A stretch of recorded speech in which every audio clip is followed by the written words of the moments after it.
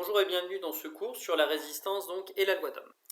Enfin, nous allons ici établir la relation entre l'intensité, la tension et la résistance. Ces trois grandeurs électriques sont reliées entre elles. Pour ce faire, nous allons, à l'aide d'un générateur variable, alimenter une résistance, mesurer l'intensité dans le circuit et mesurer la tension aux bornes de cette résistance. Voyons à présent ici l'expérience. Donc nous avons bien sur notre gauche un voltmètre qui est branché ici aux bornes en dérivation aux bornes de la résistance et un ampèremètre qui mesure l'intensité ici en série qui circulera dans le circuit. Nous pouvons voir que pour 0 V nous avons bien une intensité de 0 mA, donc c'est notre première mesure. On allume le générateur et on va pouvoir faire la première mesure, attendre l'établissement de la tension pour prendre l'intensité.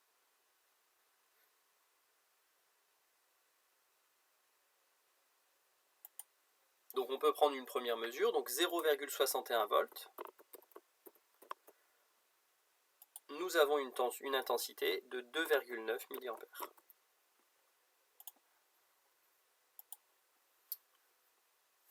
On augmente la tension ici et on voit que l'intensité augmente également.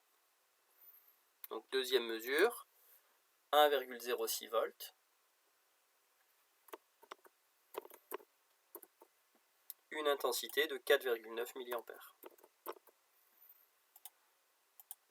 Troisième mesure.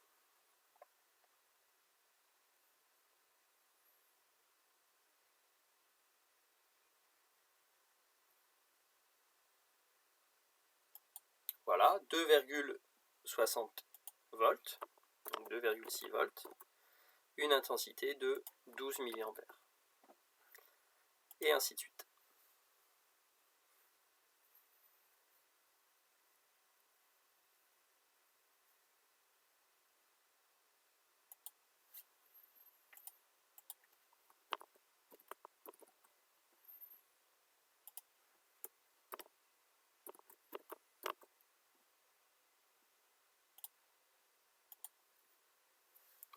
Nous voyons ici que les points se mettent au fur et à mesure dans le graphique et que nous avons quelque chose qui, pour le moment, semble former une droite qui passe par 0.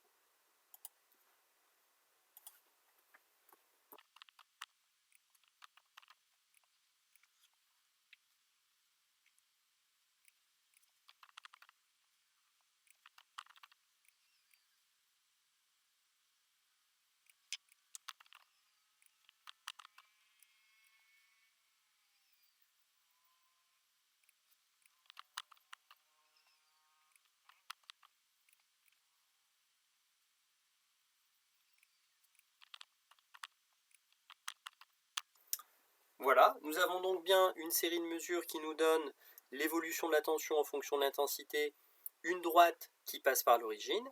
Cela montre bien que nous avons une relation de proportionnalité entre la tension et l'intensité.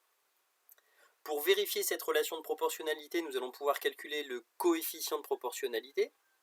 Mais pour tous les calculs, en sciences physiques, on doit bien faire attention à être dans les unités du système international, les unités légales, qui sont pour la tension, le volt, et pour l'intensité, l'ampère.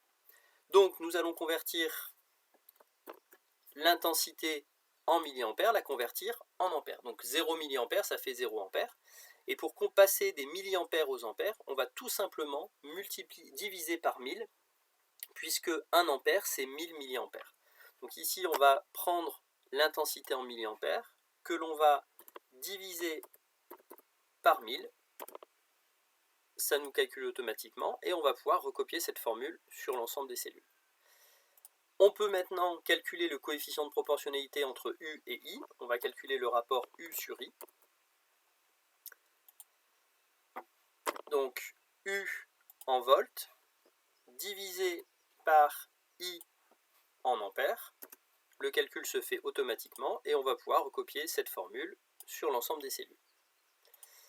Première observation, on voit que les valeurs sont très proches les unes des autres. L'écart maximal entre la plus petite ici qui est 210 et la plus grande qui est 217 ici n'est que de 7 alors on verra plus tard 7 ohms, mais que de 7. Et 7 par rapport à 200, c'est vraiment très peu.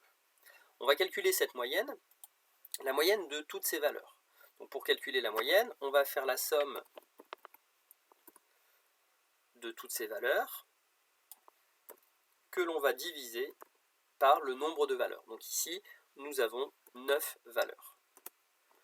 On voit que nous avons une moyenne de 214,8 et ce chiffre est très très proche de la valeur indiquée par le constructeur pour la résistance qui est de 220 ohms.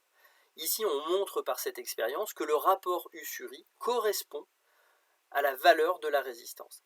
C'est la définition même de la résistance. La résistance d'un matériau va être définie par le rapport de la tension appliquée et de l'intensité qui circule. On peut calculer également l'écart entre la valeur théorique, donc de 220 ohms, la valeur du constructeur de 220 ohms, moins la valeur que nous avons trouvée nous de 214,8.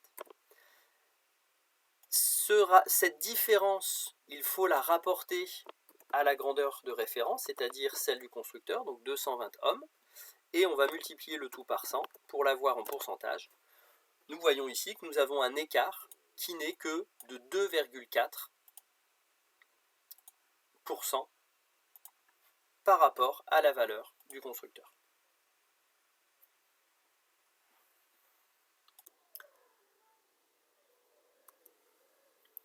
On obtient une droite passant par l'origine. Donc, la tension est proportionnelle à l'intensité qui circule dans le circuit. Le rapport de proportionnalité, c'est-à-dire le rapport qui lie l'intensité et la tension, c'est tout simplement la résistance. Donc R est défini comme le rapport U sur I. On peut transformer cette formule en disant que U est égal à R fois I. C'est ce que nous appellerons la loi d'Ohm. Avec U, la tension en volts, I, l'intensité en ampères, et R, la résistance en ohms. C'est très important ici d'utiliser les unités volts, ampères et ohms, qui sont les unités dans le système international, lorsque nous ferons des calculs.